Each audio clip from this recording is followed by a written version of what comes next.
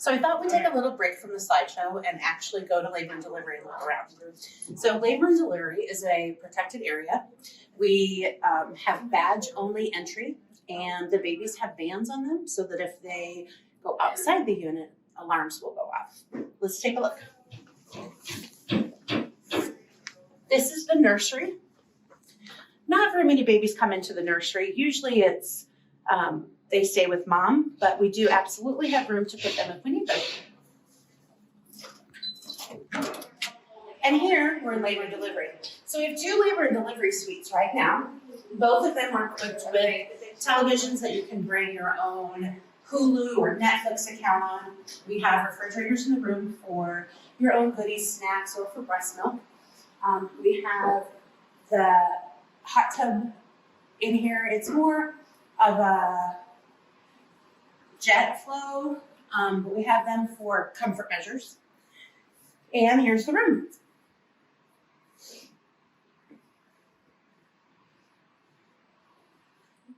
Usually, we like to keep baby on top of mom for skin to skin after delivery for at least an hour. Helps regulate baby's heart rate, helps encourage breastfeeding. Sometimes babies need a little bit of extra help during that birthing time. So if we need to, attached right here to the room is a resuscitation room. We use it to help warm babies, to monitor them a little closer. Let's take a look. So here's our monitors. We have all the equipment we would need in the case of an emergency, which is very rare. And it's right here close to you where you'll still be able to be a part of the whole process. So once you get into labor and delivery, a lot of times the nurse will have you go to the bathroom, change into a gown or whatever you brought to labor in. She'll have you get in bed, take some vital signs, and then she'll ask you a bunch of questions and sign consent forms. Once you're settled in, the provider will come see you. Once they've got you settled into bed, they'll get an IV started and put you on the monitor. So the monitor is an external monitor. There's 2 little devices they'll put on your stomach. The one on the top actually looks at how many contractions you're having. Because it's on the outside, it doesn't tell us how strong they are, but it tells us how close together they are. The other one is an ultrasound that actually watches baby's heart rate so that we can make sure baby's doing well. Those monitors can be watched during our clinic and so forth if we're not in the room, as we have remote access to them. Once they get you set up on the monitor, they'll start doing the regular labor process.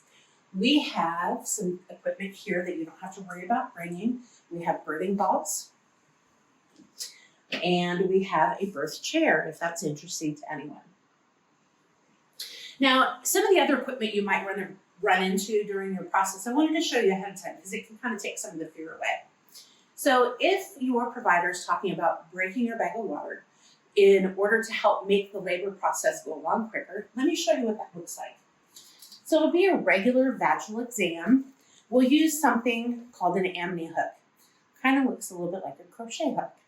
We'll do a regular exam. It's not any different as far as comfort. We'll use the end of this device and just snag the edge of that bag and the water will break. After that, you'll probably notice you'll be leaking fluid whenever you move around and change positions. If we're having trouble picking up the contractions or the baby's heart rate, there's a couple of other devices that we use. One's called a fetal scalp electrode. So it looks big and intimidating here, but the actual part that stays in is this little tiny hook at the bottom. This goes just underneath the top of the skin on the baby's head, and it electronically measures and watches the baby's heart rate. This can be done no matter what position you change into or anything like that, okay? So again, just like a regular vaginal exam, it's placed, it's hooked in, the rest of this equipment comes off, and the only thing that's left is the little wire. This is attached to the inside of your leg so you can move around freely and not have to worry about that. The other device, remember when I said the external monitor only measures how close together the contractions are and not necessarily how strong? This other device is called an IUPC, or an intrauterine pressure catheter. This device actually measures the pressure behind each of those contractions so that we can make sure they're adequate enough to cause labor. So this is the section of the device that's simply placed during a vaginal exam between the baby and the uterus. And every time you contract, the pounds of pressure are measured through this. Another device during delivery. If the baby's head is low enough in the pelvis that we feel that we can get the baby out vaginally, we feel the baby's in a good position, we may need to do something called a vacuum extraction. So this means that we place a vacuum on top of the baby's head while you push, we pull, we get the baby out vaginally so we don't have to go to cesarean section. This is what it looks like. It looks like a little suction cup right here on the top. Here, we pump it up during contractions to put a little pressure on behind it. Have you ever used a glass and put it on your arm and you get that little red spot? That's kind of what can happen to the top of the baby's head when we put this on. While you're contracting and pushing, we're pulling and we deliver the baby. So if we talk about a vacuum extractor, this is what we need. So that's a little bit about labor and delivery and what you may or may not experience during your time. If you have any questions about any of these things, you want to look at them closer, or you just kind of have some concerns, by all means, this is the time to talk to your provider so that we can put you more at ease. Thanks. Let's go back to the slideshow.